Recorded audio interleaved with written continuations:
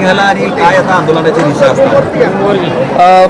माननीय पालकमंत्री राधाकृष्ण विखे पाटील आणि माननीय शिक्षण मंत्री दादा भुसे साहेब हे आत्ताच VC-द्वारे आमच्या सर्वांशी बोलले आणि लॉंग मार्चमध्ये ज्या मागण्या आम्ही केलेल्या होत्या, ज्याची मंत्रालयात चर्चा झालेली होती, त्याच्या अंमलबजावणीच्या बद्दल ते मुख्यमंत्री साहेबांना भेटले आणि त्यातून सर्व प्रश्न हे लॉंग मार्चचे मार्गी लागल्याचं आज त्यांनी आम्हाला सांगितलं.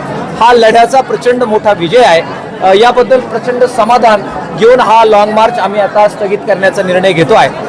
विशेषतः ज्या अर्धवेळ परिचारिका आहेत, ज्या चालल्या रस्त्याने आणि ज्यांचा प्रश्न 3 महिने संप करूनही सुटलेला नव्हता, त्यांना या लॉंग मार्चमुळे 2000 रुपयाची वाढ ही मंत्रिमंडळाचा निर्णय झालेला आहे आणि त्याच्याबद्दलचे सगळे प्रश्न संपून आता ती वाढ झालेली आहे. हा आमच्यासाठी फार मोठा दिलासा आहे.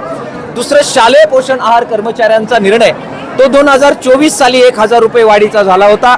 मात्र प्रशासकीय मान्यतेचा आणि फायनान्सच्या बाबतीतचे इश्यू होते. आज मुख्यमंत्री साहेबांनी याबाबत सांगितलं की आपल्या सरकारने तो निर्णय घेतला असल्यामुळे त्याची आपल्याला अंमलबजावणी करायची आहे. त्यातल्या तांत्रिक काही अडचणी आहेत त्या दूर करून 1000 रुपयाची वाढ ही शालेय पोषणसाठी सुद्धा झालेली आहे.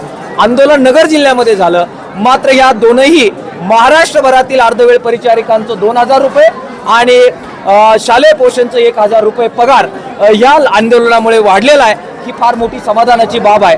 आदिवासी भागामध्ये जंगलची जमीन आणि तळाची जमीन त्याच्याबद्दलचा निर्णय आज मोठा निर्णय झाला आणि त्याची प्रक्रिया लगेच सुरू होईल. त्याचबरोबर आदिवासींना भंडारदरा धरणाचं पाणी देण्याबद्दलचा जो निर्णय होता त्याचे आदेश निघालेले सर्वेचे, ही मोठी आमची 10 वर्षापासूनची पेंडिंग पडलेली मागणी ही आज निघालेली आहे. बांधकाम कामगारांना, सर्व बांधकाम कामगारांना मेडिक्लेमची योजना लागू होती, मात्र मध्यंतरी फक्त सर्जरी होईल आणि मेडिसिनचे पेशंट नाकारले जात होते. आंदोलनामुळे आता मेडिसिनचे पेशंट सुद्धा घेण्याचा निर्णय झालेला आहे. आंदोलन नगर जिल्ह्यात झालं, मात्र हा निर्णय सुद्धा सगळ्या महाराष्ट्राच्या बांधकाम कामगारांना लागू झालेला आहे. फार मोठ्या गोष्टी आज या आंदोलनात मिळालेल्या आहेत. निराधार, विधवा, परित्यक्ता यांच्या मानधन वाढीच्या बद्दल सुद्धा मोठी सकारात्मकता प्रशासनाच्या आणि शासनाच्या वतीनं दाखवण्यात आलेली आहे. आम्ही प्रचंड आनंदी आहोत. जे सगळे चालले त्यांचं मी अत्यंत आभार मानतोय. पत्रकार मित्रांनी आमचा आवाज महाराष्ट्रभर पोहोचवला, त्यांचा आभार मानतोय.